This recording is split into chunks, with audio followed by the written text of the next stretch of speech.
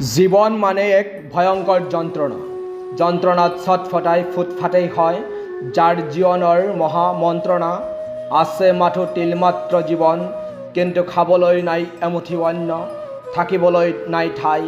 আছে এটি ধুতি ফটা চিঙা বস্ত্ৰ, গুৱাহাটীৰ পদপথতেই মুক্তভাৱে মুক্ত আকাশৰ তলত নিৰ্বিঘ্নে টোপনি মাৰে। নাই আঁঠুৱা, নাই নিৰাপত্তা, হাজাৰ বিজাৰ মহৰ কামোৰে যাক তলাব নোৱাৰে। সেয়াই আজিৰ কিন্তু গুৱাহাটী মহানগৰীৰ পদপথৰ জীৱনৰ আধাৰ। MHECD ফাউণ্ডেশ্যনৰ উদ্যোগত খাদ্য বিতৰণ কাৰ্যসূচীৰ 3 মাহ সম্পন্ন। গুৱাহাটীৰ পদপথৰ লোকৰ বাবে বিনামূলীয়া খাদ্য বিতৰণ। কংক্ৰিটৰ নগৰী গুৱাহাটী মহানগৰীত সময় নিশা 10 বজাৰ লগে লগে পাণবজাৰ শুক্লেশ্বৰ মন্দিৰৰ পাৰ্শ্বৱৰ্তী এলেকাৰ পদপথত দোকানৰ বাৰাণ্ডাৰ তলত প্ৰায় শতাধিক লোকে মুক্ত আকাশৰ তলত টোপনি মাৰে, যিসকলৰ মহৰ পৰা পৰিত্ৰাণ পাবৰ বাবে আঁঠুৱা পৰ্যন্ত নাই।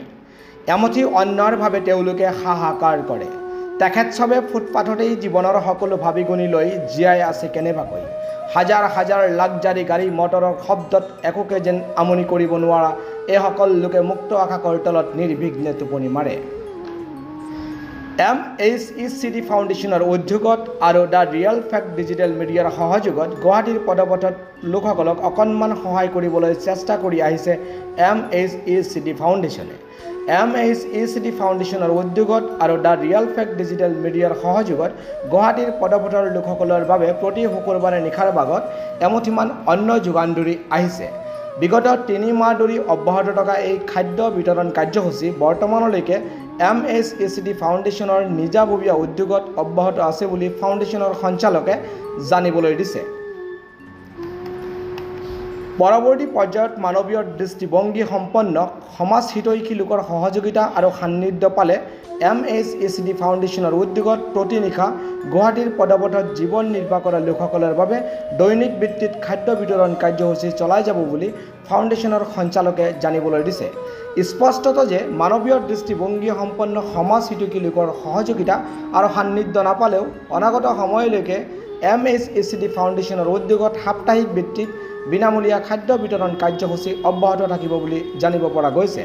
হয়, কোনো সদাশয় মানৱীয় দৃষ্টিভংগী সম্পন্ন সমাজ হিতৈষী লোকৰ সহযোগিতা আৰু বিতৰণ কাৰ্যসূচীত অংশগ্ৰহণ কৰিব বিচাৰিলে ফাউণ্ডেশ্যনৰ সঞ্চালক বাহাদুৰ ইছলামৰ লগত 9678462129 আৰু 8638420352 নম্বৰত পোনপটীয়াকৈ যোগাযোগ কৰিব পাৰে।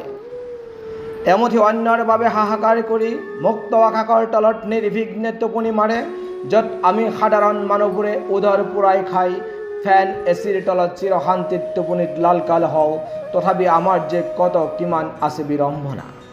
হাইৰে হাই ৰজাঘৰীয়াৰ প্ৰলাপ, হাজাৰ হাজাৰ কোটি কোটি টকা কৰে খৰচ গুৱাহাটী উন্নয়নৰ নামত, কিন্তু মুক্ত আকাশৰ তলত নিৰ্বিঘ্নে টোপনি মৰা এইসকল গুৱাহাটীৰ পদপথৰ লোকৰ বাবে নাই নামমাত্ৰ আঁঠুৱা।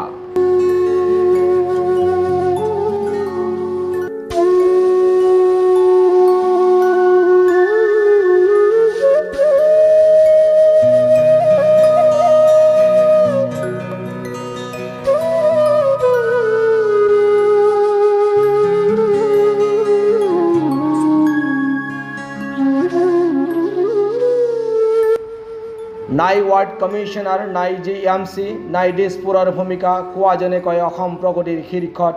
জানচা এয়াই সঁচা নে মিছা, ৰাইজে ফুটেজবোৰ চাই বিবেচনা কৰক অসম প্ৰগতিৰ কিমান শীৰ্ষত।